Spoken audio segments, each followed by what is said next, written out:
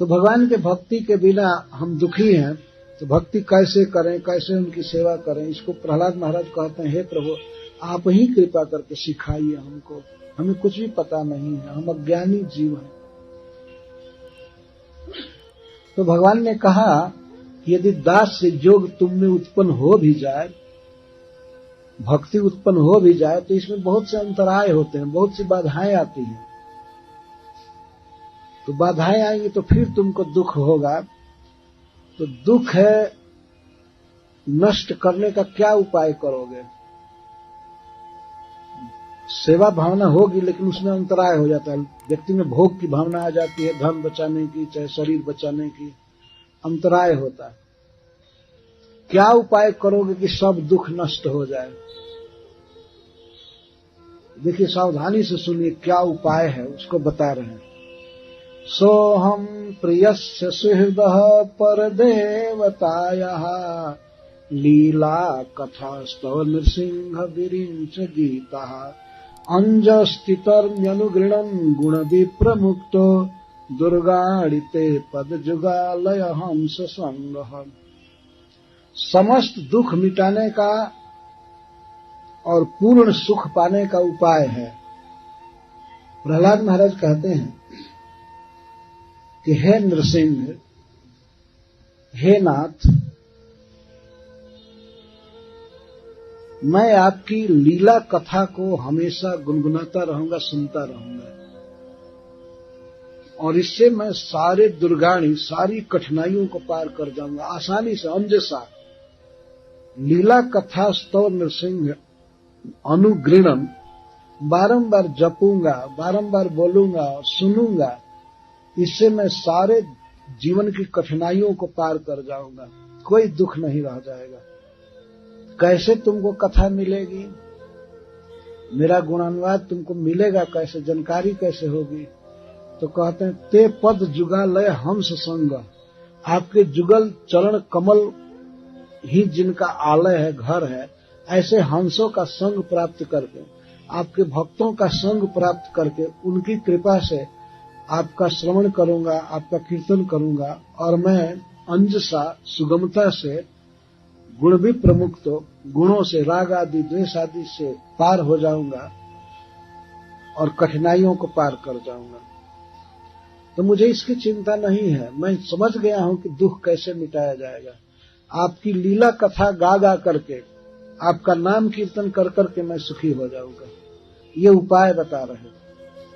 और श्रीमद् भागवत के अनेकों श्लोकों में बात बताई गई है कि यदि सुखी होना है तो भगवान का जप कीजिए, कीर्तन कीजिए, भगवान की भक्ति कीजिए, सेवा कीजिए, इससे सुख मिलेगा।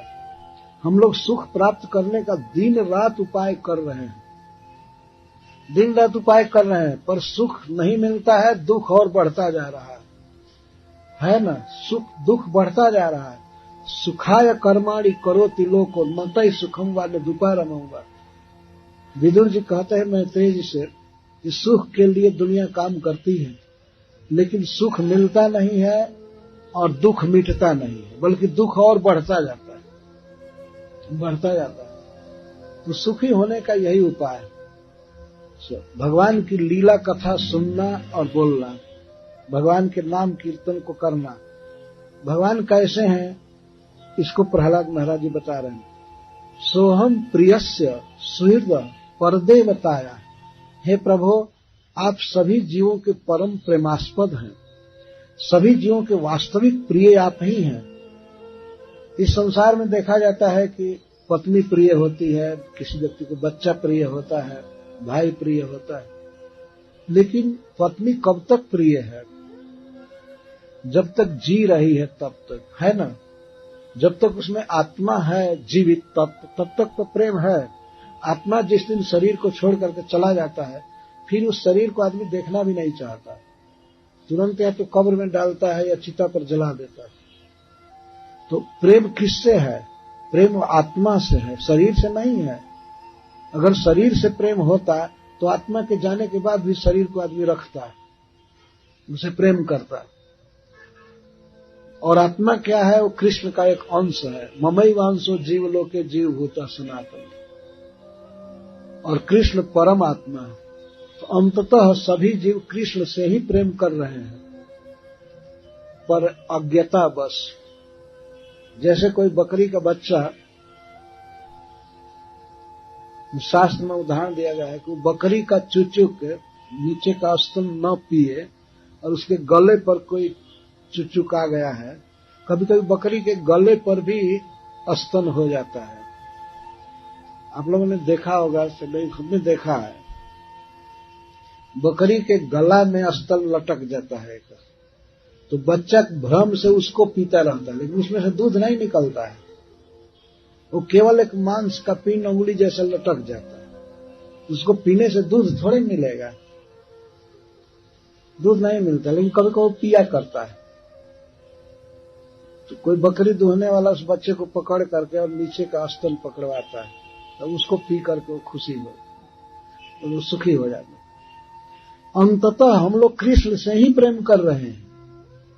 जैसे बकरी का बच्चा अंततः स्तन ही पीता है, लेकिन गलत जगह पर पी रहा है। कृष्ण से डायरेक्ट ही क्यों न प्रेम किया जाए। अगर कोई पत्नी से प्रेम कर रहा है, बच्चा से प्रेम कर रहा है, भाई से या किसी से, तो जब तक वो शरीर जीवित है, उसमें आत्मा है, तभी तक कर रहा है ना। तो प्रेम तो आत्मा में ही परिवसित हो रहा है, और आत्मा है श्री कृष्ण, उनका ही एक अंश और परमात्मा है।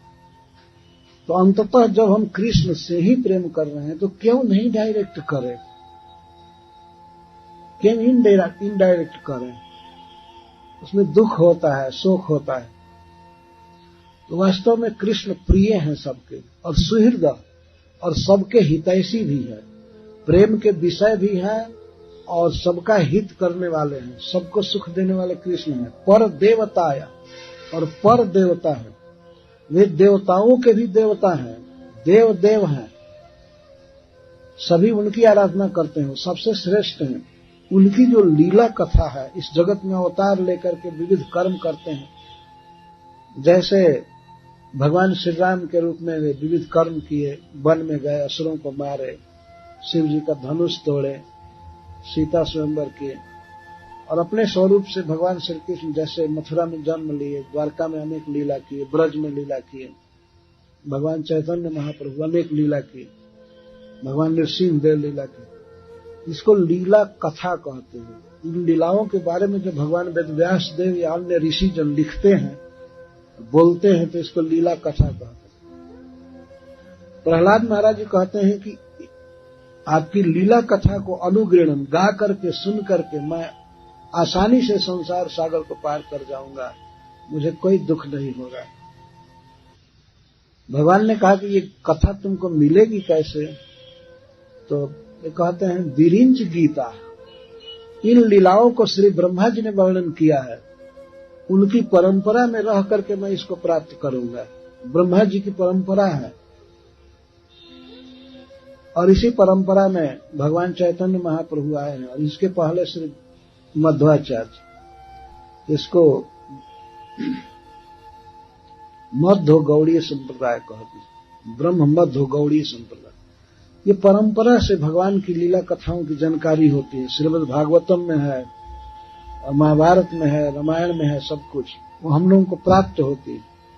हम लोगों को प्राप्त है, जैसे पिता की संपत्ति पर पुत्र का सहज अधिकार होता है, वैसे आचार्य परंपरा से आए हुए श्रीमद् भागवतम पर हम लोगों का अधिकार है। इससे भगवान की लीला कथाओं की जानकारी होती है। अतः प्रहलाद महाराज कहते हैं विरिंच गीता, जिन लीलाओं को ब्रह्मा जी ने गाया है, ब्रह्मा जी ने वर्णन किया है, किसी से परंपरा से ये सब हम लोगों को प्राप्त है। तो इन कथाओं को गा करके, सुन करके, और आपके भक्तों के संग में रह करके हम अनेक दुर्गाड़ी कठिनाइयों को पार कर जाएंगे, दुर्ग को पार कर जाएंगे। ये प्रहलाद महाराज कह रहे हैं। तो सब संकट से मुक्त होने के लिए और सब सुख पाने के लिए यही उपाय है कि भगवान श्री कृष्ण का कीर्तन किया जाए, कथा सुना जाए, उनका भजन किया जाए। हरे कृष्ण।